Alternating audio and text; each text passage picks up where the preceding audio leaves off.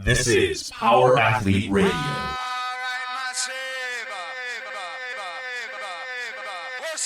With your hosts, Denny K, Professor Booty, and the Luke Summers.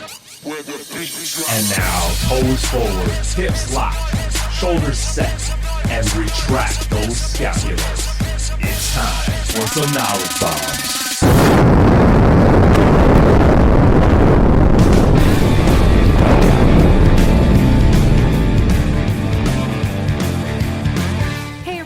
Thanks for tuning into Power Athlete Radio. The life of a college or professional strength coach is fraught with highs and lows. In an industry dependent on so many variables outside your control, it's a wonder why anyone would build a career on a team's wins and losses. But that's exactly what Aaron Ausmus successfully did at several universities. However, Aaron will tell you firsthand that you don't know coaching until you know why you're doing it. Hear how Aaron put together his own training and coaching philosophy that would eventually lead him to spearhead his own program. As Aaron states, the time when you learn the most is when you are in charge. Aaron is now part of the tight-knit crew of Sorinex, still coaching and being a resource for athletes looking for that guidance.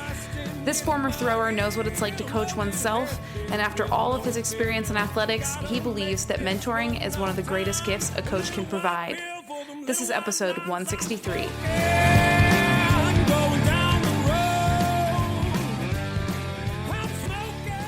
Our Athlete Nation, what is up? You got Luke, Tex, and John here in SoCal, and we have our neighbor on the line, Mr. Aaron Ausmus, who's out in Redondo Beach right now. He's dialing in. We're going to be chatting with him here on Our Athlete Radio, the world's premier strength and conditioning podcast. So, Aaron, what's going on, man? Aaron works with Sorinex. That's how we got connected with him. He's got a pretty amazing journey from being a national champion thrower to being an S&C coach, and now he's the man behind the scenes at Sorinex, who's building out these amazing gyms that you probably see all over Instagram. So, I guess, Aaron, if anyone hasn't heard about Sorinex, be selfish, make a connection, tell your story. What's going on, man? Let these people know what's up. Sorinex, I mean, it's just, I got this great opportunity about a year ago. It was August, late August of last summer, and me and Bert, got to talking on the phone I actually called him about training for the Highland Games, kind of was trying to find a new hobby. We started talking about Highland Games, and next thing you know, an hour later, he called me back, and it's like, how would you like to work for Sorinex? I think you fit in real well with our guys and our company and our culture. And I actually was out of town traveling when he called, and, it kind of just hit me. I got back to the hotel and really started thinking about it, and got home and talked about it a little bit, and it just seemed so it seemed like a great fit. I actually went down to the gym I was training at, which was like an Anytime Fitness, and I go in there to the half rack that I squatted on for 9 months straight, and I look down, and there's a landmine from Sorinex in the floor of the rack with a big mustache on it, and it's never been there for 9 months. And I knew right then that was like a sign, like it's time, here we go. But just the company and itself, and an ability to work with a group of guys in a small enough company that we can really feel like a family, and do our thing, and just be able to really lean on each other as a team. If you look at our team of guys with Bert and Dan McKim, and we got Alex Williams now in the Northeast, and Trey Zabita in Texas, and of course all the guys back in South Carolina. It's just a team of guys that, number one, just generally love lifting weights. Most of us have some form of maybe either a coaching background or a throwing background, definitely an athletic background. And it's guys who love to lift weights, who love to build equipment for people who like to lift weights, and strength training. And we try to be as productive and innovative as possible to meet the needs. And it changes from area to area, coach to coach, facility to facility. So it's just an awesome company to work for. Just great people, and I think a great product. So you talked a little bit about how most of you guys have backgrounds in athletics or coaching. What specifically is yours? My coaching background is strength conditioning. I joined that fall of 1998. Really awesome circumstance, opportunity. I was finishing my throwing career at the University of Tennessee. I'd been a walk-on there to basically a national champion, and really built that through the weight room. Was coached by Tommy Moffitt, who's now at LSU. He's been there about 16 years, which is an awesome tenure for a strength coach, as anyone knows. I think anything over 5 years, you're setting records nowadays. So been there a long time. He was my coach for 4 years, really, really took me under his wing. And that's really where I started seeing like what a coach was. So I guess until I got to college, I didn't really have a coach in high school at all. I was coaching myself and doing my own weight training, doing my own throwing, and probably learning a lot of bad habits because you're just self-teaching yourself. So going to college, you get a throws coach all of a sudden, and now all of a sudden you have a strength coach that's just basically programming you to tell you exactly what to do every day. And I think Moffitt really stood out because he was one of those coaches that just did so much more for me than just coach me in the weight room. There was just so much mentoring and so many things that he did, and it gotten to the point to where I had a total faith in this guy. Whatever he said to do. If he said, Aaron, stand on your head at night while you sleep and eat a peanut butter and jelly sandwich, it'll make you stronger for tomorrow. Sure enough, my roommate would have seen me doing that at night. I mean, it was just that total faith in someone and what he was trying to do for me. So as I finished the career, he had actually left the middle of my senior year to go take his first head job at Miami, down at the U with the Hurricanes. So I was pretty devastated. You know, I got right to my senior year. We come back from Christmas break. All the coaching turnover obviously happens in January. He's leaving, and I'm devastated. But the good thing was Chris Carlisle came in to replace him. Chris is now at the Seahawks, who was with Pete Carroll all those years at USC.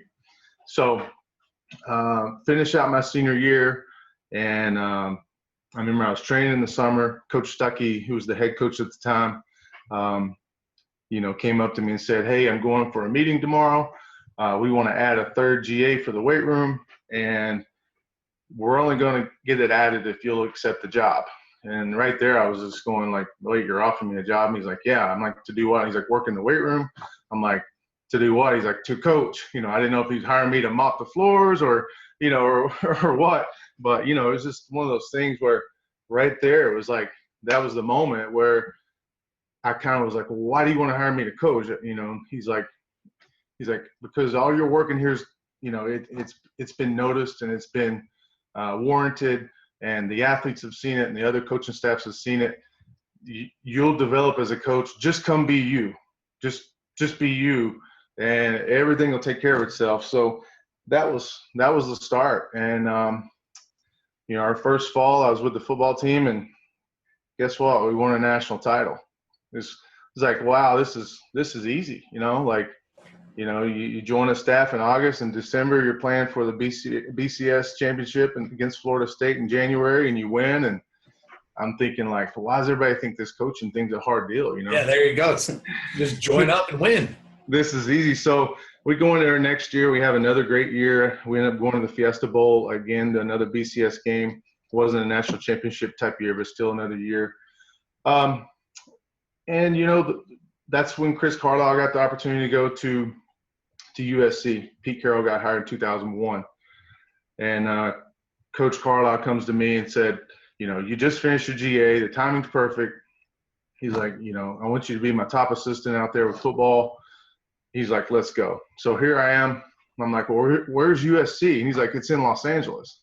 I was such a country boy from East Tennessee, man. I just kind of knew SEC and where Texas was, and a lot of the West Coast and the Pac-10. I didn't know where these schools were, right, and things like that. I knew UCLA was in Los Angeles, and things like that. But so he offers me the job, and of course, it's an opportunity. It's my first head job, and I leave East Tennessee for the first time my whole life, and I go to Southern California, which was like, wow, I'm going in and coaching these guys at SC, and these players are like, oh my God, where are you from? Like, I've never heard an accent like this, And they're like, man, say that again. And so every time I would coach some cue, they'd be like, say that again.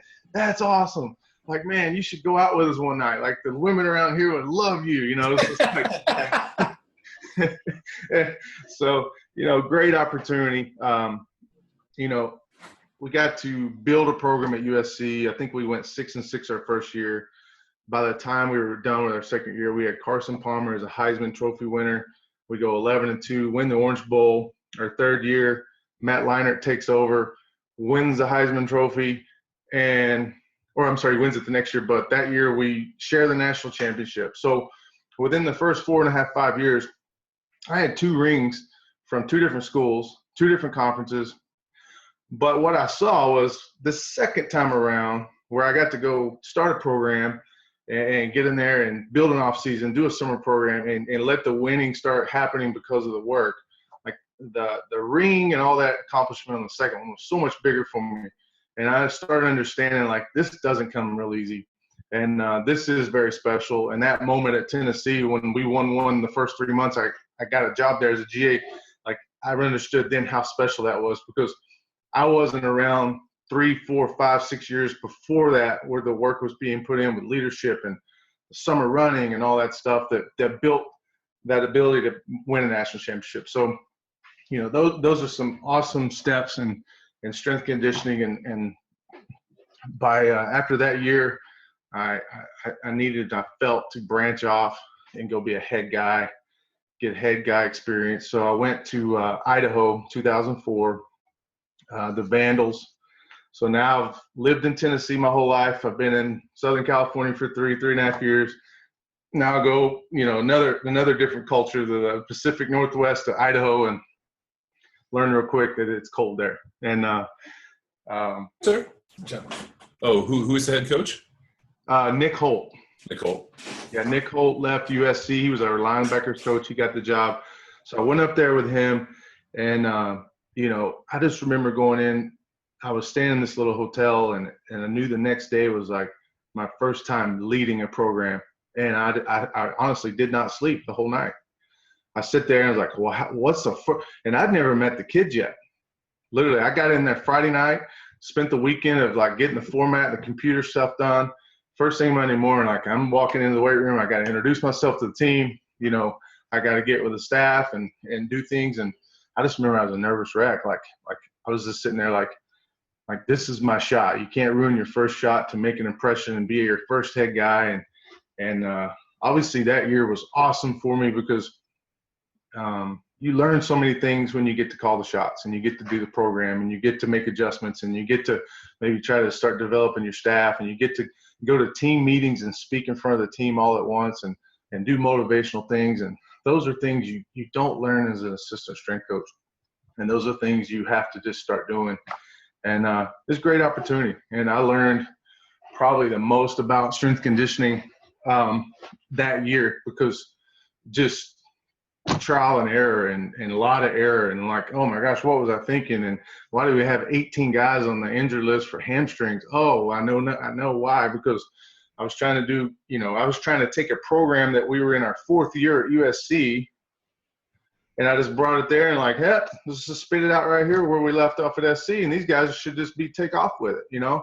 Boom. You know, we got to the summer and the trainer's coming up to me like, we got to talk. Like, we got so many guys like just with this strain, not major pulls, but strained hamstrings, tight low backs, and this and that. And I'm sitting here, wow, you know, awesome learning experience. So it was a year there, short time, went to Ole Miss the next year. For three years, 05, 06, and 07. Coach Ed Ogeron was the head coach. I go in there, and it's so great because I walk in that night or that weekend is the same thing. Get in Friday night, start first thing Monday morning, and I remember I just went right to sleep Sunday night because I'd had that stress and I'd had that year of experience behind me, wasn't worried about a thing, and it was just such a smoother first year. By going through all those trials and errors as my first year as a head guy at Idaho. So really, you know, Ole Miss was an awesome time. We didn't win a lot of games and we ended up getting fired.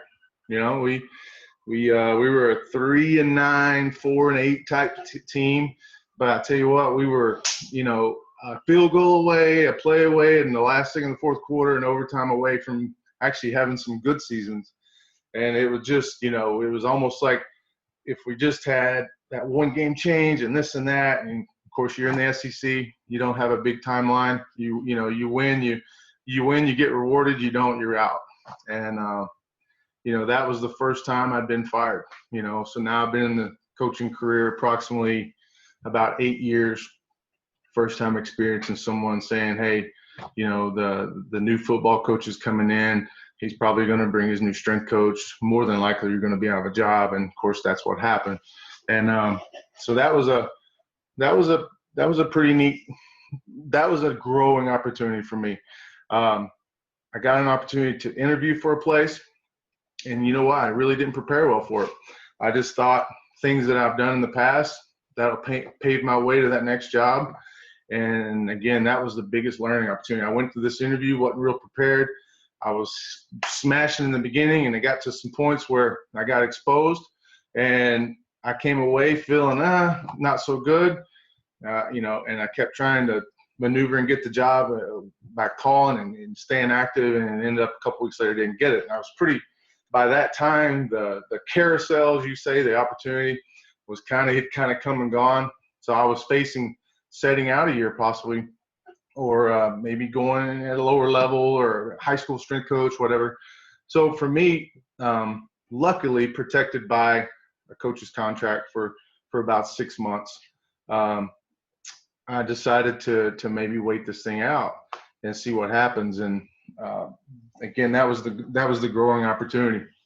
And that's where it was an opportunity to start really doing a lot of self-reflecting of, what could I have done different, or how could I address maybe a situation different? Maybe I could communicate better with an athletic trainer, whatever it was. But I ended up seeing a clinic over in Atlanta. So it was about probably a 4 or 5 hour drive over to Atlanta. So I grabbed my car, I go over to a clinic.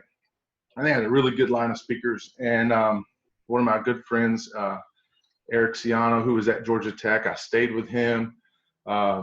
And he was actually speaking at the clinic also. So went over with him at the clinic. I don't remember what it was to go. Paid the fee, went in, and it's the first time you're seeing people where they interact with you going, hey man, like, how you doing? Like, I mean, they knew you were fired and they knew you're out of a job, and they're like, hey, patting you on the back, hey man, something's gonna come around, been thinking about you, and let me know if I can help. And it's the first time going through that type of situation.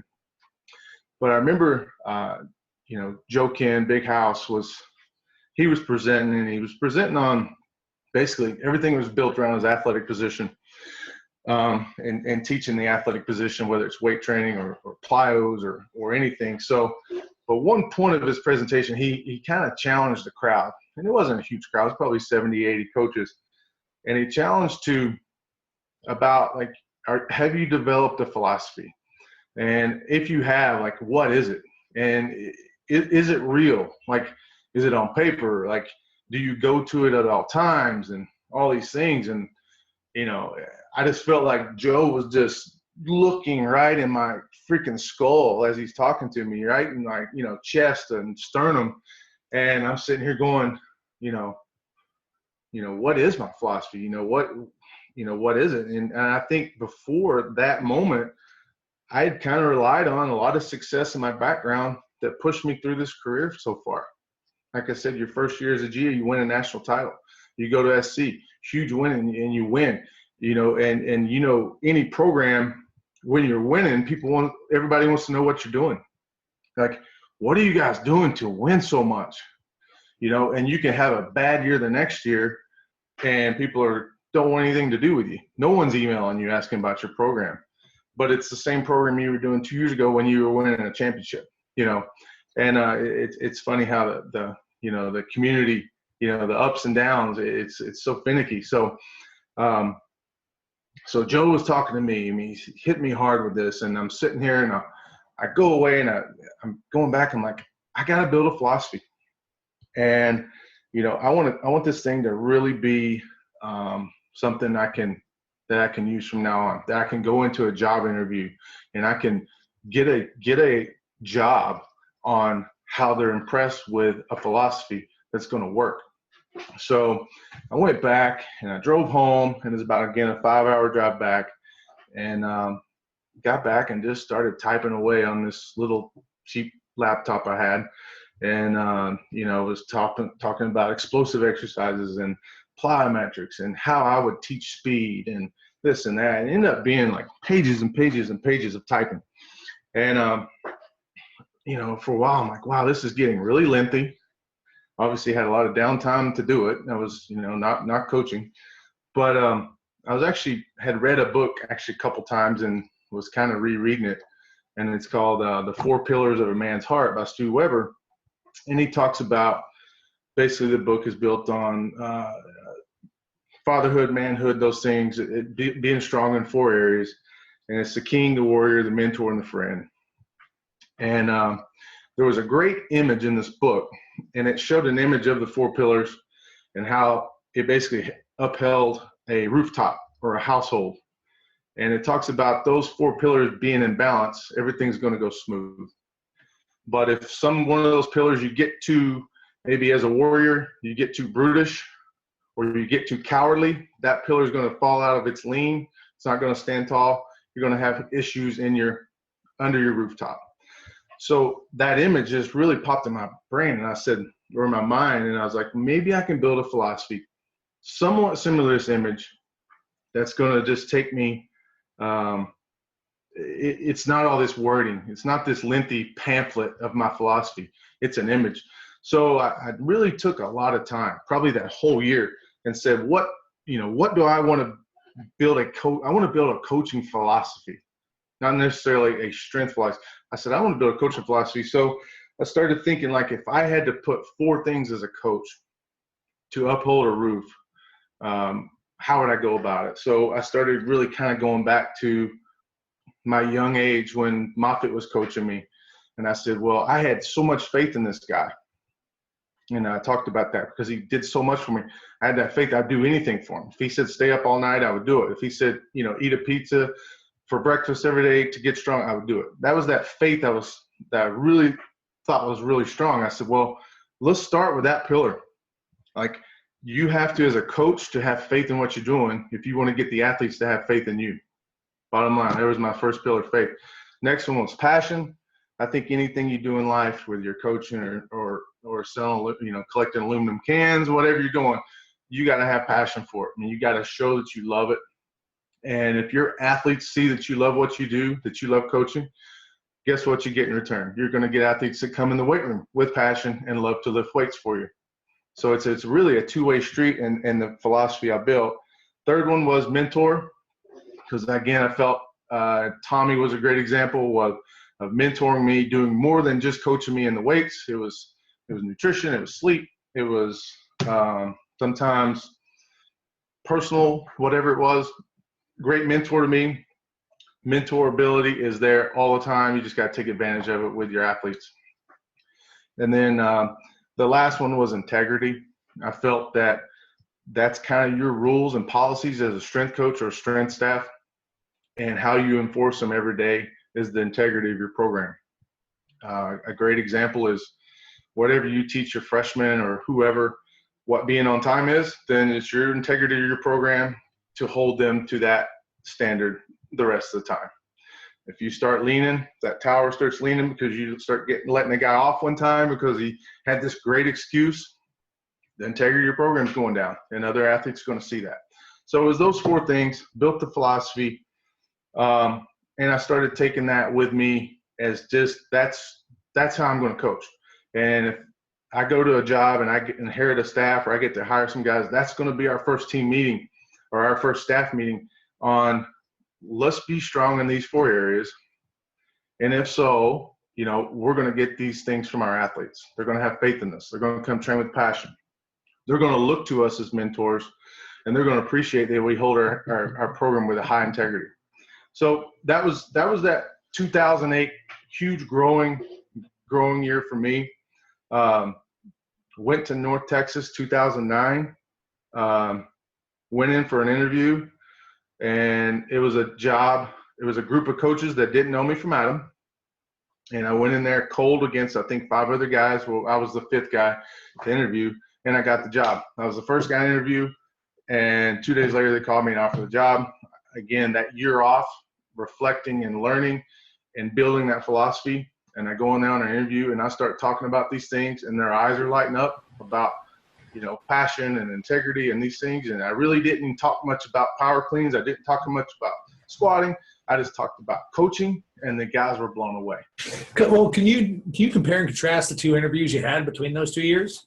Like you said, you had this time to reflect. Like the previous interview you didn't get, is that did you spend talking about the tactical side of things? How, as a technician, what you want to see out of power clean, things like that? Well, it sounded like the Jerry Maguire moment. That's kind of what I got. like you all of a sudden have this epiphany, and he goes and he writes and he creates, and then he creates manifesto. Very, yeah. Good analogy.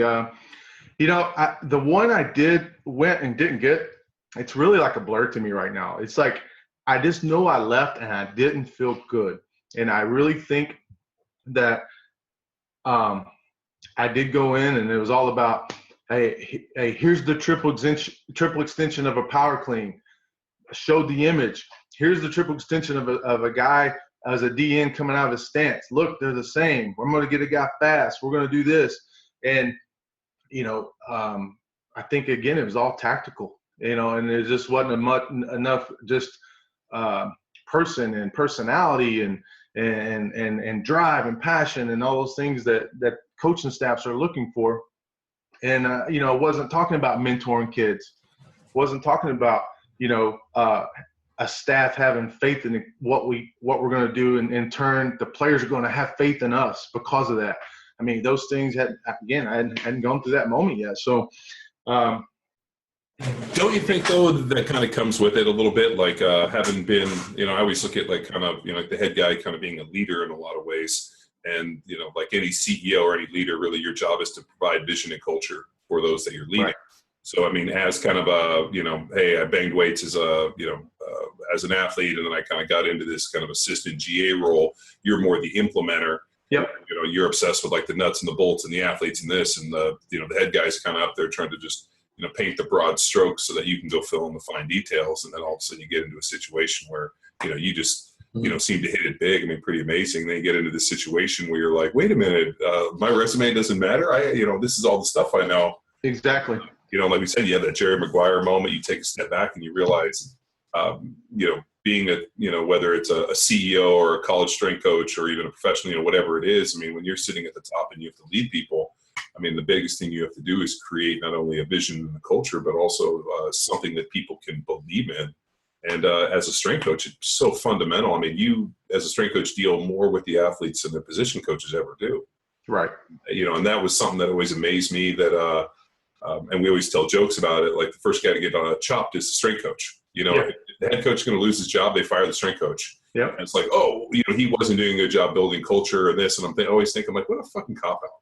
That a head football coach will fire a strength coach for not building the culture as if it's his job. But a lot of times it is because of the amount of time. And then, I mean, dude, you're an honest, ethical, actually, want the kids to do better. Yeah. Whereas, you get into situations where people self-serving. Self-serving, where people are there to pad their own resume or let me show you how great I am. And it's pretty apparent when you meet strength coaches, where they kind of fit into that. Are they there for the kids? Are they there because this is their passion? Or are they just get for their own fucking ego? Yeah. The story kind of reminds me of like when we first started, myself and Ben and Tex like leading these seminars, and you and Roth would just be like, stop being these autistic parrots where we're telling you the information, but there's a clear understanding that you don't or there's a clear lack of understanding, right? Teaching the seminars and like for what we do was really interesting because, I retired from the NFL, and then next thing you know, I'm up like teaching people about, strength conditioning and what I did to a bunch of people that had no background for it. Right. And I'm, talking about these complex, situations for people that had no foundation of strength conditioning. And it was, for the first couple of years, was really, really difficult until we realized that it wasn't necessarily what I was saying. It was how I was saying it and what message I was able to convey to people. And more importantly, they weren't necessarily buying into what I was saying. They were buying into me, which is what a strength coach selling is. yourself, right? Yeah, like, and you have to believe like all those pillars that Aaron's talking about. Like if you can embody that with the information, then you're going to be deliver a more authentic message. Well, as an athlete, and dude, Aaron made a great point talking about Tommy Moffitt. He didn't care. He didn't care what Tommy Moffitt said. He was going to do whatever Tommy Moffitt told him. Mm-hmm. I was in the same boat. My job as an athlete was to do exactly what you tell me to do. I'm not, I'm not trying to be there in a free thinker and be like, oh no, we're going to do triphasic or Why? this. So what you're saying is I'm not going to do heavy eccentrics. You're like, I don't give a shit. Just tell me what to do, and then I got to get to class. Like, and I think like as an athlete, if you believe in your strength coach and the person there like has not only created vision and culture, but actually you put trust in, you know what you are? You're like a blank cabinet. So you're like, paint me. Mm-hmm.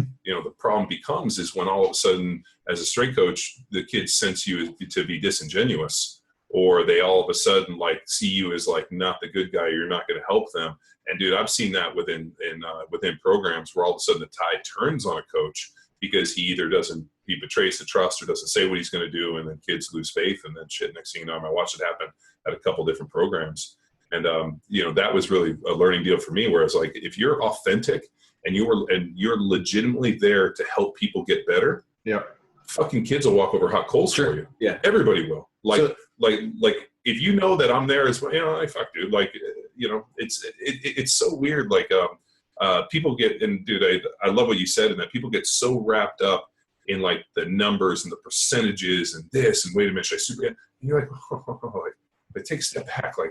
And it's what we deal with on the training. Text. So, Aaron, I heard you speak at Summer Strong, and I wrote down a few quotes, and this one ties in perfect with this. And you said, lay it on the line, challenge your own philosophy. Yeah. And so I wrote that down because so many people get lost in just the technical jargon, so on and so forth. I've done a number of interviews, and that was not a part of it. So I wrote that quote down, and this part of our podcast is speaking directly to that. Is you believe in your philosophy so much, you're going to step up to the plate against anybody that challenges you, and then the athletes see that.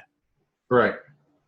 Yeah, I mean, I think when you build a philosophy, there's going to come a time where it gets tested, and that was, building that one in 2008, having a time off to reflect. Like you guys talked, the Jerry Maguire moment. I never really thought about it like that. That's kind of a good way, but.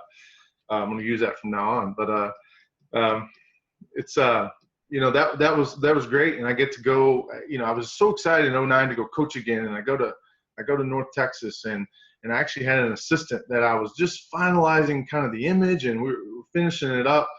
And this guy again was a tech savvy guy, so he actually helped me build it into like a cool format and this and that, and I started sharing like with that staff this philosophy, how we're going to go attack the day, be strong in these 4 areas. Like what's on this piece of paper now was not real important. Like they said, sets, reps, percentages, intensities, volumes, and all those things.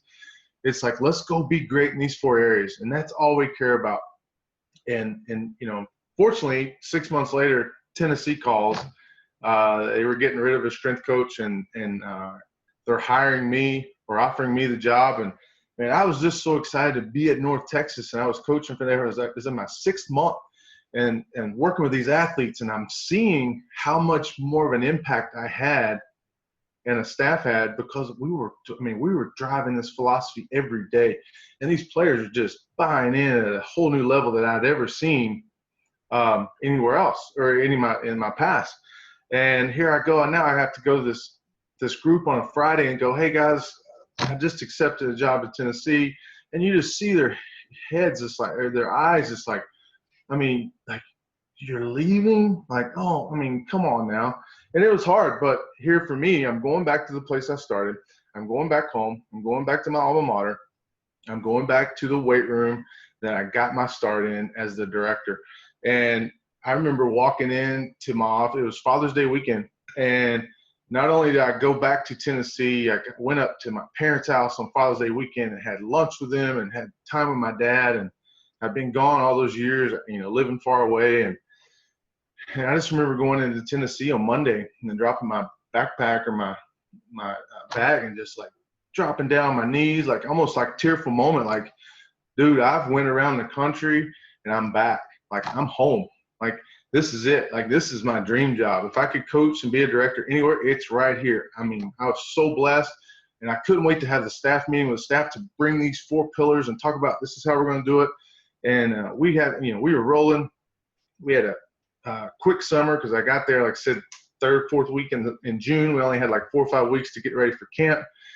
I didn't have time to even talk about a teaching yet because we had to get ready for camp. We just programmed a day and coached it hard and went into the season. We had a pretty good season, went to a bowl game. And then Coach Kiffin decides to go to USC, and which was his dream job, you know. And all of a sudden, you know, he calls me and is like, hey, you know, obviously I just hired you at Tennessee. I want you to come to USC. And I'm just going, man, like, I just got home. You know? That's what you said. Did you tell him? I mean, did you go or did you actually stay? Well, I mean, I was like, I'm going to see what happens here. They hired Coach Kiffin's replacement in literally like almost 48 hours. Yeah. With Derek Dooley. Yeah. And I'm like, all right, I got to fill this guy out. Like, if I got a chance to stay, I'm going to work this guy. I mean, I'm going up. I'm like, Coach, when can I meet with you? When can I meet with you? He's like, and he's like, hey, just start the off season. I know it's supposed to start tomorrow. We'll meet. Like 2 weeks later, it's been almost 2 weeks. And then Lane kind of officially offers me the job about that time. And I go to the Coach Dooley and I'm like, Coach, I need to know what's going on because they're offering me the job and I gotta give them an answer. And the guy goes, well, you should go because I'm going to bring a different guy in for football. So I'm like, dang it, you know. Yeah. I was like, dang, you know, I was hoping he would say, hey, I'm going to roll with you, man. Let's sign you a new contract and go. So here I was, you know, now going back to USC from Tennessee again, you know, and it's just like, wow. But I was also excited because it is USC. I knew what it was about. I knew this time what I was getting into. I knew where I was moving. I mean, there's the beach, and there's now the tradition. And the 9 years Pete Carroll was there was probably the best 9 years in football, if you look back. Yeah. Oh, yeah. And now we're going into a program that's very established. Lane Kiffin, not so much. Right. Right. I mean, oof. So, you know, we go to SC, and I inherit actually one of the guys I'd actually worked with him at Idaho, so that was like great, familiar staff. Got the opportunity to hire my first assistant right away because Chris's first assistant went to Seattle with him. So I had an opening. I hired Tim Karen from Georgia Tech, and we started rolling. And we first thing, again, staff, we sat down and talked about these 4 pillars and how we're going to coach. And, you know, we spent 4 years there. It was an up and down 4 years. We had a couple really good seasons and a couple average seasons. And, you know, after the 2013 year, you know, Lane gets fired, I think, after the 5th game. Coach O takes over, kind of rallies the troops. We end up finishing 6-2 the last 8 games. I think we ended up going 10-3 for the season. And, you know, and we're still all out of jobs, you know, and that was, to me, that was the really pivotal point for me of like going, what kind of profession is this? Is when you just finish 10-3 and you're looking for a job. Mm-hmm. I accepted what happened at Ole Miss when we were more like 3-9 and 4-8. We didn't win enough. We get fired. I understand. And this one was tough. And, you know, I purposely called 2 or 3 friends of mine that had finished 10 wins. And I said, hey, you guys just had 10 wins. What happened? He goes, I just got a new contract and a raise. Called my other guy. What happened? You just had 10 wins. And I just got a new contract and a raise. I'm like, I just got freaking fired, dude. And I'm just, you know, that was that moment. So it's like, you know, what's going on here? So that was, you know, I had an interview with right away, probably 2 months after or 2 weeks after the bowl game. And I go there and I didn't even prepare for the interview at all. But what I'd done with that philosophy was so inbred in me. I went in there and just rolled it off the top of my head. And the guy's like, I want to hire you right now, you know, like got the job. but the opportunity for me was more of a family decision. I'd actually at SC gone through a divorce, 2 boys, and probably at that pinnacle of your career, you're at a place like SC. We've just talked about all those moves. Now we're talking about how that's made an impact on your family. I'd put the blinders on all those years, chase the next job, chase the next better conference, better school, and put so much stock in my career that, lost family. And it was one of those deals where you're going, now what? I've worked so hard to get here, and now my family's breaking up, and I've got 2 great boys, and I'm actually remarried now. Got remarried about a year and a half after I was divorced, and it was one of those moments where I got this job offer, and I had to make a big decision, and I had basically, if I wanted to continue coaching, then I'm going to have to move away from my kids and see my kids, not like I do now, which was, summer times, holidays, weekend here, weekend there, around my career or my work schedule. And I just didn't want to do that to them. So I had a whole year contract pay from SC. I was contracted for a whole nother year. So I knew I didn't have to take that job. I knew I had financial stability for 12 more months. And that was another one of those years of reflection of, what am I going to do? Like, how can I make this work? And I started calling those mentors, those Tommy Moffats and those people again. And, and they're just all like saying, hey, relax, you got some pay for a while, do some soul searching, go see some clinics, go see some people, learn some stuff. Hey, Aaron, you live by the beach, go enjoy yourself. You've worked your ass off for 16 years, probably 30 out of 50 weekends a year, or 52 weekends a year. You've probably worked doing something. Like, go enjoy your life a little bit. And at the time I was dating my wife now, and we were spending some time together, and we were kind of dating long distance for a while. And it was just that year where now that philosophy, that faith, that mentor, that passion, that integrity, like, it's getting tested again, but on a level with myself, not with my athletes. And, it was a unique opportunity, and I think about a month into my doing nothing, I accepted my first job, and it was with the Padres, but it wasn't the San Diego Padres. It was the Redondo Beach Padres, Little League, my kids team. Stepped up and coached their Little League team, and right away I said, hey, how am I going to coach these little kids? I'm like, boom, I'm going to go back to my philosophy. These kids are going to see a coach that believes in them, the faith. I'm going to have a lot of energy at practice. I'm going to coach them with passion, and I'm going to do it with integrity. We're going to have our little rules, and we're going to hold them accountable to it. And I'm going to mentor these little kids. And I had a ball. Both of my kids were on the team because they're only like 18 months apart. And I got to coach these kids, and I got relationships with these parents, and it was awesome. And then it wasn't much longer. I was assistant coach of a basketball team. And then 2 falls later, or last fall, I was the head coach of their BCS flag football team.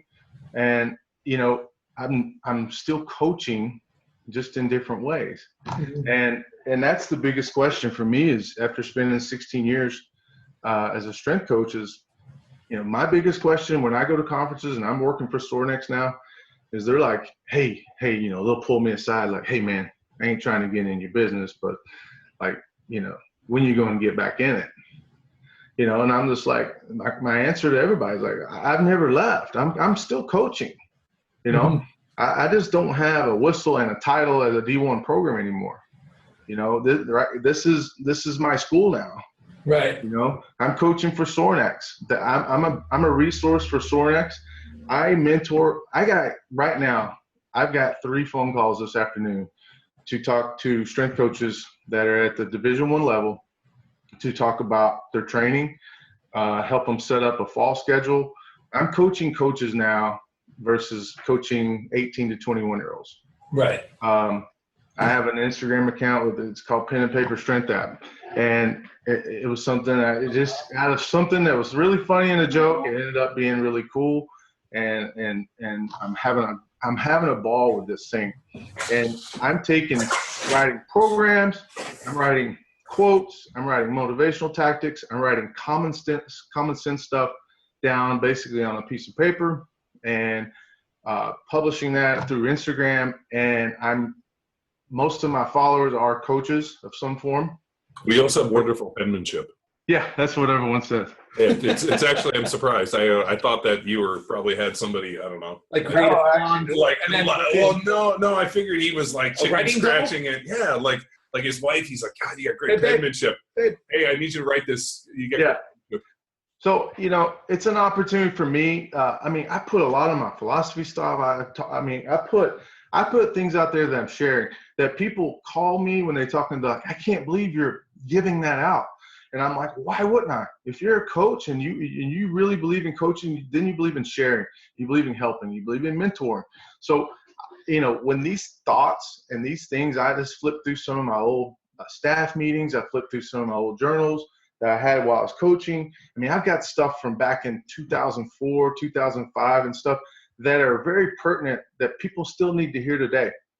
And I love it because I'll put something out and someone's like, oh my gosh, I needed to hear that, thank you. I needed to be told that. I used to believe I needed to be reminded of that again. And that's what I like is as I'm continuing to coach, I'm doing it a different way. And I'm continuing to be a mentor, just doing it now to some different type of audiences. My passions for lifting is at an all-time high. I'm blowing through some 40-year-old PRs right now that I've never hit in my life. My PRs now and my weights are approaching to what I was hitting when I was in my early 30s. Wow. So, and it's literally because my passion, my passion to get stronger is there. My attitude's there. Again, the mentoring there to help other people. The integrity is that I'm who I'm always am. The integrity now is on me in this company. I'm working for Sornex, doing things the right way, treating people the right way at all times. So it's just the philosophy I've got. I'm testing in different ways, and I'm seeing that it's holding true. So you've told us all about the value you have in reflection. And as a coach, there's not a lot of opportunity to reflect. You're putting 12-hour days in. So kind of looking back on your busy days in your career, where can current coaches find time to reflect? I think you have to make it time. You have to. And that's where I felt so guilty and probably didn't do a good job. And knowing you have assistants that you've hired, and now you have to give them opportunities. There's times, I hate to say it, but there's times in the summer program where you should probably take a Friday off and have a 3-day weekend and let your assistants run it that day. But back then, I would have never even thought to do that. It wouldn't enter my mind. If we were training our athletes, I had to be there. I had to be there. And I think now coaches, if they could hear anything, is you have to, you just have to make time, because it's never going to be there for you. It's not going to just pop up. You're going to have to alleviate yourself from that weight room for a day. Give yourself a long weekend. Go do something with your wife, or take your kids on some trip, or whatever it is, or yourself go camping and fishing if you're single, or whatever you're doing. And just, you got to start finding that time, because you just get so caught in the rat race that next thing you know, like I said, 10, 12 years goes by and you realize that, you've been really good or really focused in one area and other places have suffered. Yeah, a good lesson I've learned is you can learn a lot from observation. So working for one of John's old guys. That's called anthropology. Anthropology? Well, yeah, that's the science of observation. I don't follow. Well, I have this philosophy. No. It's anyway, called anthropology. It was You're a an lesson anthropologist. learned. It's not my philosophy. It was a lesson learned. But so Raph would just not show up on Friday mornings. And I do not show up on quotes is that he would leave the program in charge of the assistants. And he would just kind of be in the shadows, just observing Literally. how we Literally, the how we would shadows. lead, how we would run and kind of implement the different movements, his program, so on and so forth. And then he would just walk in an hour and a half later and just hammer us for screwing up. So that was kind of his reflection time, was just, making us feel better. The sneak attack. Well, I think you hire these assistants, you hire an intern and stuff. You have to give them those opportunities. And I think later in our career, we used to bring in a walk-on group in the summertime, and we let the 3 interns totally implement the program, the warm-up, the lifting, and we coached the interns and observed. We'd pick a guy at the end of the program, we'd bring him in and go, hey, and my biggest pet peeve, and I think a lot of young guys do it, is like they say things 3 times. They'll be like, okay, on your back, on your back, on your back. And I'm catching this. And they're like, okay, right side, on your right side, on your right side. And I'm noticing the athletes don't respond and move till the 3rd time, and I'm bringing them in. I'm like, hey, you're wasting so much of your voice. He's like, what do you mean? I'm like, well, you say everything 3 times.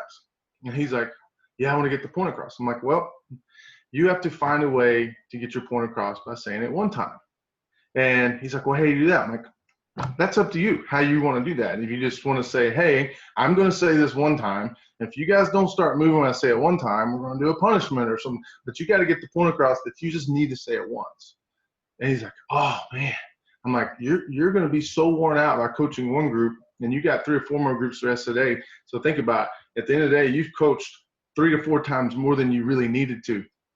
And he's like, oh, my gosh, that makes sense. So just working with those young coaches and just being that observant person to help them was huge. But for me, I didn't let that control go enough till so late in my career, and I wish I would have done it so much earlier. Yeah, I mean, and I guess you go into that, there's kind of the deep meaning and just the superficial. That's one thing we talk about at our seminar on developing coaches is like, superficially, don't fucking say it 3 times because you got to do this 6 more times. That's a lot of times. But Right. You also need to build or empower that coach to build the presence and the character where they can command that presence with 1 fucking sentence, right? And you said it interesting, that's up to you. You said that to that coach, and that you gave him the direction, and then you left it open to interpretation for him to find his voice instead of just giving him steps A, B, and C for doing that. So, I mean, in my opinion, that's the sign of a good coach. Right. Which is lost, I guess, in a lot of our traveling seminars that we do. People just don't understand that. They want to be spoon-fed the answers, Right. give you direction, but then figure it out. Yeah. That's there's no doubt. I mean, that's when I talked about that integrity pillar. I have coaches who are like, what was your rules and policies in your weight room? I'm like, well, here's those ours, but what are yours? Like your integrity is to enforce yours. If I believe a legitimate back squat is top of the thigh parallel, well, that's my program. Maybe yours is bottom of the thigh. Maybe yours is almost parallel. That in your program, that's what you consider a good squat. I was like, that's what you have to come up with. You gotta, your dress code is what your dress code is. Mine is what mine. Mine was always, hey, shoes and socks, shoes got to be tied. You're wearing the training gear, the football SC on it. It's the gray shirt, it's the black pants. That's what we train in. When we start on time, what we did is we had a digital clock in the weight room. When the clock hit 6 a.m. or 8 a.m. or 10, we all started clapping our hands. The kids were so programmed, they all watched the clock. They all sit there with their eyes like this. It hit 6 o'clock, boom. Everybody's clapping their hands. If you entered the room and those hands have clapped, you're officially late. If we started clapping our hands and your shoes are not tied, we consider you not being ready, so you're late. So we said not only you're on time, but you're ready. So shoes tied, dressed right, all those things, ready to go. So, I mean, that was our rules and policies. And I've always talked to coaches like, you have to develop what's important for your program and your weight room and your rules, and then enforce them. So you've had some studs. So you had 2 Heisman Trophy winners. So did you treat them any differently?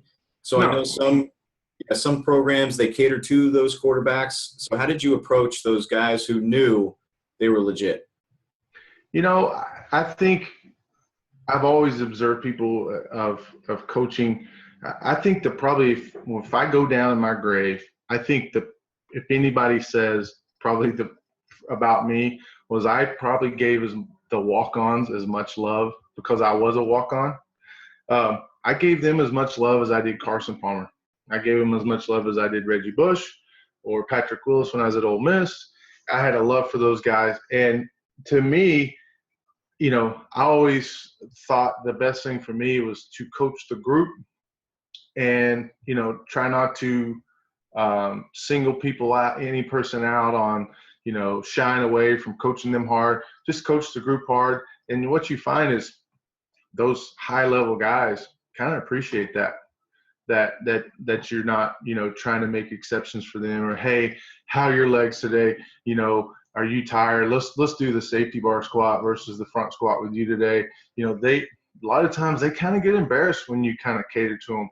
So I never really, you know, try to do that in front of the groups. Now, if I saw a guy in the hallway early in the morning and I see the guy and I say, man, how you feel? And he's like, dude, my back is blown up. Practice crushed me last night. I was like, well, go check with the trainer. I'll check in with you later. And I know that ahead of time, I've already got a plan for this guy.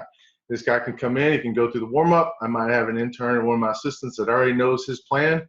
So we're going to adjust. Maybe he doesn't front squat, but we have an alternate plan for him.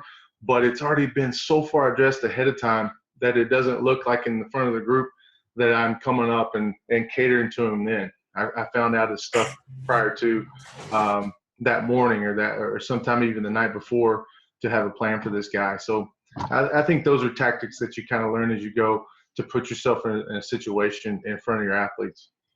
You make a great point about treating everybody the same. I mean, that's really, I think, especially when you look at like NFL teams, that's, I think, really pisses people off. I mean, you got RG3 getting picked up in Dan Snyder's jet and other guys are having like, you know, fucking Uber it. Mom's minivans. Yeah. Like it's so, you know, that type of attitude where, you know, they treat people different. I mean, that's the really, really creates some interesting dissension, especially on college teams too, where, you know, guys like, hey man, I'm living on my 740. I mean, I remember the guys from Florida State, all like the way that they play their players at Florida State is the coaches didn't pay them. The guys in the NFL would play their players. So like if you went to the NFL, it was your responsibility to come back and then you would pay all those guys. Oh, wow. And that's how all those dudes. So, I mean, like Corey Simon, who played at Florida State, he had a Range Rover in college, and he was living in his apartment. And he was talking about it. I was like, how the fuck are you doing that? I was living on $740 a month. We were like so far below the poverty line, like it was crazy. He's like, oh, well, so-and-so, you know, loaned me a bunch of money and just got in the league and, you know, on the stipulation that one, you know, I pay it forward and pay somebody else. And that's how those guys all got paid. And when all the Florida State guys asked, I'm like, oh, yeah, that's how we did it.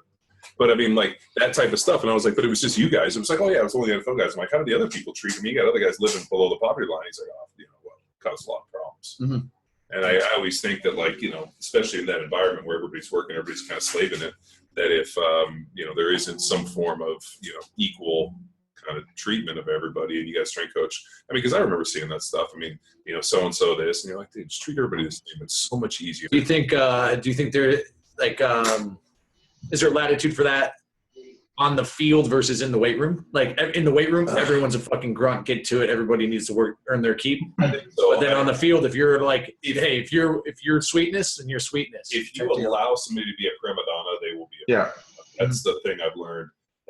Professional sports, college sports, everything. If you cater to some kid and tell him he's better or treat him different and like give him the illusion that he's somehow different, he will take that shit and run with it and become a prima donna. I expect it. Yeah, they'll expect it. Like any type of prima donna that you've ever seen, like on any team, is 100% fostered by the people that are leading that team. Mm-hmm. Yeah, and that shit drives me absolutely crazy. And I mean, I used to call shit all the time. I'm like, what the fuck are you catering to this kid? Mm-hmm. Fuck him. You know what? Like, and you know what? And like that was part of my deal. Is well, I guess, do you think it could be earned versus provided? Never. I'm just curious. No, I watched. And the best is I never like if I ever saw that shit in all my NFL career, if I ever saw them ever catering to anybody, I would call that motherfucker out and be like, "Fuck you." Mm-hmm. You know, I don't expect any preferential treatment. I don't expect you to do anything for me other than what you're doing for other people. And if I ever saw that shit, and trainers do it, strength coaches do it, coaches do it, because you know here, especially in the NFL, you got a guy who's making $100,000 a year with a guy that's making $10 million, and I'm like, you know, I mean, unless he's fucking Peyton Manning who, is older than dirt and broken. But you also got to remember, he's so old that they probably were like, yeah, we don't want you to lift weights. Slow down. Yeah. How do they carry you into the facility, right? Like that type of stuff where he's just so old that you're like, he probably needs to get catered. Like there's probably some guy holding his dick when he pisses. But for the most part, like you watch a lot of young guys come in that are big time draft picks, and they like all of a sudden. And I remember there was a kid we had to the Eagles, and I can't remember his name for the life of me, and that's how good he was. He was the first round draft pick. He came in. He got a high ankle sprain in training camp. He literally took the entire year to rehab from a high ankle sprain. I know dudes that got high ankle sprains and played, a couple weeks later with the pain, and this kid took 16 weeks to recover. Sure. Because, he was their first-round draft pick. The trainers didn't want to push him, and instantly what happened? All the players thought he was a malingerer, and then as soon as that shit happened, the coaches thought he was a malingerer, and all of a sudden it poisoned the water, and that kid was out of there. All he had to do was prove that he was a fucking – that's the mentality of this. Aaron, did you have any situation in which the sport coaches would kind of spoil or cater, and then athletes come to you and they don't get that?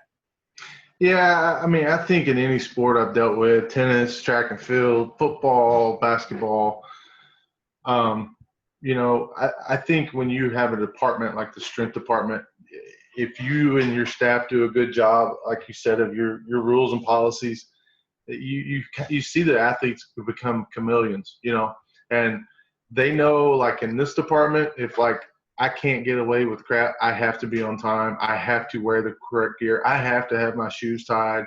Like they're not going to put up with it, and we've established that, and they know that. They're going to come in, and you know what? They're going to conform. And I used to always, even with like academic counseling upstairs, you get the report, and this kid's constantly late to his tutor. And I would bring him into my office. I'm like, wait a minute, look at this report. And he'd be like, Coach, it was 2 minutes. Coach, it was a minute. Coach, man, they were tripping. I swear, it was like I was there like 30 seconds. I was like, yeah, but you're never like that in here. Like time is time. Is your clock for that department in your mind different than this one? Well, I'm like, it is. Like, why? Do you go to position meetings? Like, no. Do you come to the weight room? Like, no. Do you ever go over to your treatments to get something? Well, yeah. Okay, so what line steppers. They're like, this is like having kids, and you're a father. Did you know this? I deal with little line steppers all day. Yep. And I got some really good parenting advice from a Mormon doctor buddy of mine that I think he has like 25 kids. He's like, fight the little battles early so you don't have to fight or fight the little battles early so you don't have to fight the big fights later. Yeah. And I like he said it to me, and I didn't really realize. And then as I'm having kids, my mom's always like, well, why are you so late? And I'm like, because I don't need to deal with this bullshit. I'd rather deal with this bullshit when they're 4 years old opposed to 14 years old. They start getting intelligent. You're like, well, go to your room. Yeah, exactly. My oldest is 10 years old, and, I can already see like this dude, like the stuff he's like, rolling his eyes about and this and that. I'm just like, oh, man, No, I got to think to this day, if I rolled my eyes at my mom would fucking flip the shit. I mean, so like that type of mentality where like there is, and my wife and I made a pretty interesting, and dude, I'm sure you did the same thing. We made this pact where it's a united front. Like there is no mommy says this and all this. And so even if something's there, you got to back the other one. And if it doesn't happen, I'm like, you're in trouble. Go to your room too. My wife will. But like that type of stuff. I mean, and it's the same type of deal, man. Like kids will get away with what you let them get away with. And I knew in college, like for me, I'm probably a lot like you. I mean, I had a scholarship, but I wasn't expecting to go play in the NFL when I went to college. I literally just I lucked out. I got to go to Berkeley and get a degree. So for me, school was super important because I realized the only thing I was leaving that place with was a degree. Yeah. And that was what was most important to me. And so I put in all the work there, and it just so happened I got the opportunity to go play in the NFL, which I never even expected. I mean, a lot of guys that show up and they're like, oh man, I remember there was a dude that showed up in my rookie class in college that had an NFL tattoo on his arm. Yeah. And I swear to God. So what's worse, tribal armband a la NFL. This little guy? He quit school and transferred to another school because he got beat out and his whole reason was, I have NFL tattooed on my arm. I have to go somewhere I'm not going to get to the NFL's backup. And he left to go to some like fucking small division school to try to get a chance to play in the NFL. That's my guy. That's how crackpot this dude was. And I remember looking at the guy and being like, I would just get a cover up because you suck and get a degree. But I mean, that's the mentality on people, man. Like And, and I'm sure like now you've been out of it, you have a chance to reflect, where is it, more time to reflect than you've already had. But shit, if you got a chance to go back in it, you're like, I know exactly how I would do this, down to probably like, I have a book that would probably label every single day for the next, 10 years.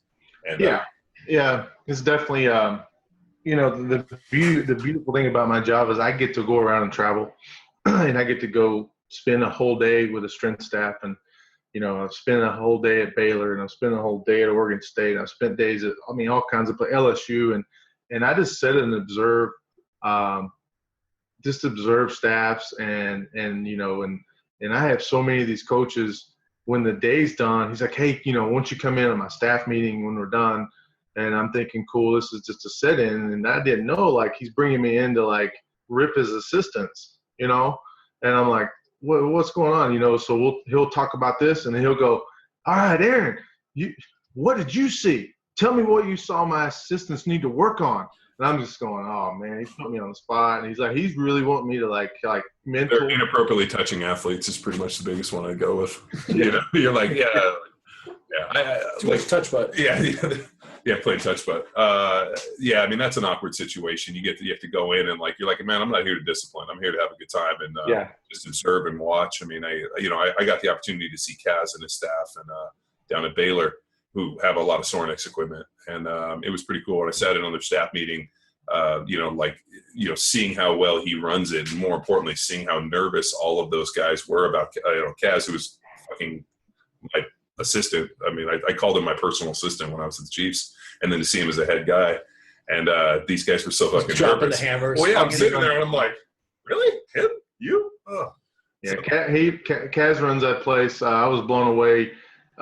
Probably the most impressed I've been on how he manages the staff and the department. It's unbelievable. They call it the pre-huddle or the staff huddle before they go coach the group, how detailed it is and how it's almost like they're holding hands, saying a prayer together, like going over the sheet, the document before they go coach it. The energy in the weight room is, great. The athletes work hard. He gives the athletes a lot of ability to become leaders, and lets the coaches kind of let them foster that. And then the follow-up meeting, and then the weekly staff meeting. Like, I got to set in on all that one day, and I just walked away going, like, if I ever coach again, like, I don't know about, like, X's and O's, but I learned about managerial and things that I've never seen before. Kaz made a great point to me. He said, I leave the X's and O's and all that stuff up to the assistants. My job is to really mentor these kids on how to be men. And he's like, the sad realization is a lot of them didn't have fathers. A lot of them didn't grow up the right way. They're only here because they're God-given talents, not anything else they did. And he goes, in a lot of ways, they tried to fuck themselves out of this opportunity, but they were so good they couldn't. Mm-hmm. And he goes, I'm not going to fail these kids the way everybody else has failed them. Yeah, they're gifted. Well, yeah, and he's like, I'm not going to fail them, and part of my job is to help them, mentor them into men, so that they can live a productive life the way. And dude called it out. He's like, their moms aren't doing it, their dads aren't doing it, society's not doing it. They come here, I'm not letting them slide. Yeah. And I was like, fuck, man, like, talk about taking a social responsibility. And I knew Kaz as a lowly assistant. He was a great dude. It's the reason we hung with him, and I always really liked him. I was super proud when he went. But when I saw that, I was like, dude, you are doing the job that so many people fail to do. And I think I wouldn't be where I am without the different people that mentored me in the strength game. I always tell these guys the story. When I wanted to lift weights, my dad told me it was stupid. Why do you want to lift weights? It's just counting over to 10 over and over again. It's a pretty good program. Yeah, it's just 10. Yeah, but my dad never lifted weights, and he didn't understand. And he was like, "You're never gonna really, And he's like, "Why? You're never really gonna make anything of this." And then it was funny, guys. I was in the NFL. I made a joke to him once. I think I made the joke to him right before I handed him a set of keys to a twin turbo Porsche. How do you think that lifting weights thing turned out? He's like, I was totally fucking wrong on that one. And I was like, a big man can admit himself, and there you go. That's a nice twin turbo Porsche. And but that type of thing, like, what I think we all have really realized, especially, is there's something you learn. Banging weights, you learn something about yourself in those dark moments. Now you have an opportunity to go in and, like, instill your vision and culture and your ideals in a whole bunch of young people, and then that fosters new things. And it's just kind of this kind of paying it forward deal. And I'm sure you've seen some really great strength coaches like Kaz and Keith Canton and those guys, and you've seen some really other bad ones, and especially in the coaching game where you're kind of peripherally as a strength coach. Now you're seeing the football game, which the strength game is so much more. I'm so much better with it than the football stuff. Mm-hmm. That's why we work. People goes, how come you don't coach with football players? How come you don't do something with that? And I'm like, I don't even want to touch that stuff. Yeah. I'd rather do something that I know is performance related, that's more pure. I want to make people better based off of training. I was like, that football game is a fucking blender of cesspool that I would never want to get into. And that's why I don't do anything with football. Yeah. Other than I actually, do you think that's just at the level at which you played? I mean, I think there's a purity. I didn't tell you guys this, but the NFL has hired me. Well, congratulations. To on game day for the Rams, I get to, as Runyon has decreed it, I am in charge of violations on Sunday for the Rams games. I'll be down there for uniforms, any type of fuck ups. Runyon wants me to go down there and be on the field and be the avenging angel for the NFL. Cool. Beautiful. And how many assistants, boss, do you have? I have 7. All right. On the field. Excellent. So don't worry, Aaron. I'll get you down there. I was going to say, I told Runyon, I was like, I need a parking pass and I need a couple extra tickets, just passes for people. So we're going to be down there. I was going to say, John, though, now that we're molding cash into this, an epic, man, I wouldn't hang up your coach's pants quite yet, because I'm sure, as Aaron can say, coaching kids, man, is like, in their sport, that's fun. That's super fun. You know what? My brother took the same approach you have, and he coaches my nephew's teams. And the reason he coaches is because he saw how bad parents are. My brother, both my brothers played college football, and he coaches his baseball thing. And the whole reason he's like, you have to. He goes, have you seen these other idiots? He goes, these guys have no experience. They don't know what coaching is. They don't understand about mentoring. Mm-hmm. They're there to relive their own failed childhoods and this. And he goes, dude, I just couldn't handle it. And he goes, you have an obligation, and it's that kind of, that social obligation for those who have to, and it's like, if you can help, you should, like that kind of, or social responsibility. So the fact that you get to go out there, because what would be worse? You sitting there in the stands and like some fucking jackass, and you're like, I'm going to beat this dude's ass out the parking lot. And you're like, hey, coach, I'm going to sock you in the face. Yeah. That was, for me, it was kind of neat because I knew by the end of the season when the parents, like when I did the flag football, which I don't know a lot about football. I was a thrower, but I do know like, okay, teach a kid to hustle, teach a kid how to, do things and some blocking schemes, this and that. And we didn't have a great season, but we won a couple games here at the end. But so many parents were just like, please tell me you're coaching next fall, because I want my kid, I know we didn't win a lot of games, but I want my kid to be coached under you, because like I just never seen someone like just organize a practice, hold them accountable, hard on them, but also pat him on the back. He's like, just like, there's like, that's what he needs and stuff. And then, the commissioner's emailing me like a couple weeks ago. He's like, you're coaching this fall, right? I'm like, well, both of my kids have already signed up for select soccer, so I actually will not be coaching.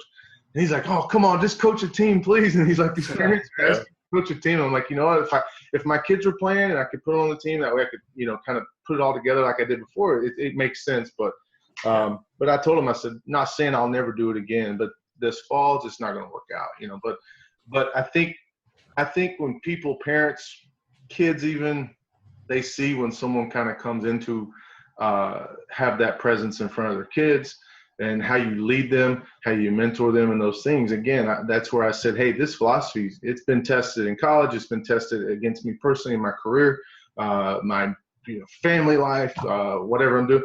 And I've tested it, at the little kids level and stuff. And those things, those 4 traits, when doing a good job at, you make big differences. Sure.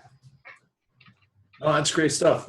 Yeah, I got just one quick question. Yep. I think that there's all this talk about the change in generation and kids these days. Is it a change in kids or a change in coaches that we're facing?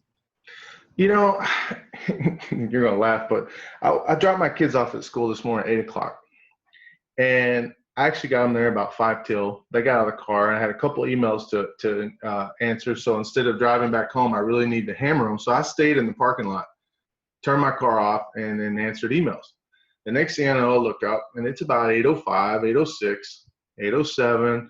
I'm wrapping it up. I'll start my car, and there's still these kids getting walked in by their parents.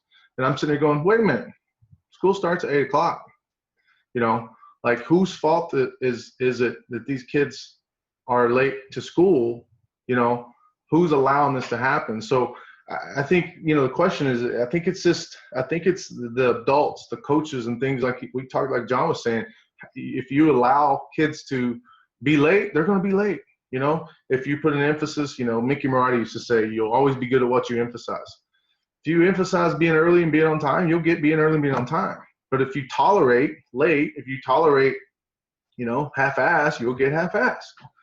And I think maybe nowadays it's a product of these kids are they're being enabled, you know, through middle school, high school, college, whatever it is, by coaches. And I think that's, you know, I put that kind of, like I said, in the pen and paper thing in my profile, old school approach.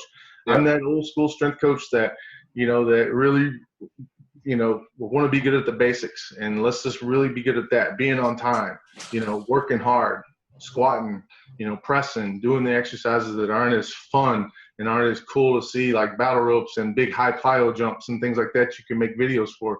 But the ruggedness of gripping the bar day after day and those things is kind of my background. So, I just think it's definitely a product of parenting and those things, like Kaz was saying. He's got to do that job because it's not been done. Yeah. Well, Aaron, hey man, I know you gotta run. So thanks for taking the time to chat. Yeah. And besides the pen and paper strength app, is there anything else you want people to check out? You know, I have normal Instagram where basically I do most of my training down at the yard in Hermosa Beach, film a lot of my stuff. Also, when I travel around, I try to train with some staffs and get familiar with other people. I think that's the best way you can really get to know people, is lift weights with them. You find out a lot about them. Yeah, for sure. So I try to get out and publicize staffs and cultures and strength staffs and do things. So this, my first and last name, Aaron Ausmus, on Instagram is where I do a lot of that type of stuff. And you know, I try to promote people who I think are doing things out there the right way. And, you know, like I think I put up Adam Nelson today. He's going tomorrow night at the Olympic trials at age 41. I competed against him in college. He threw for Dartmouth. A longtime friend of mine. It just blows my mind. He's throwing the shot put tomorrow night at age 41 and has a chance to possibly make the team. So, you know, that's something I do with that Instagram account. So, yeah. All right. Well, we'll definitely link those up on the blog post. So, yes. Again, Aaron, thanks a lot, man. And right around the corner, we'll find some time to cross. Yeah, I want to get down and train with you guys. All right, beautiful. All right. Thank you, sir. Take care. All right. See you, Aaron. Thanks, guys. Now it's time for you to empower your performance. Get inspired by Coach Ausmus. Head to his Instagram page, that's at Pen and Paper Strength app, to see what motivational words he scratched down on a random piece of paper today. Or just creep on his lifting videos, and you can do that by going to @Aaron_Ausmus. Until next time, bye!